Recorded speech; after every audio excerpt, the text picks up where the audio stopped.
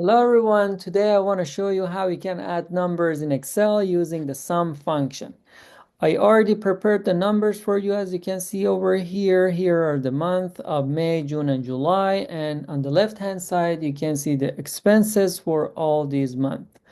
Now if you want to add up the expenses for month of May, for example, as you can see over here, you're going to click on the cell which is in front of total and under the May expenses. You add an equal sign here and then you write sum, S-U-M. Then you put a parenthesis here. Then click inside the parenthesis and you highlight all the expenses for month of May from top to bottom. And then you click enter. Here you go. You have the total of the expenses for month of May, guys. And you can do the same thing for month of June and July. Hope you enjoyed the video and thanks for watching.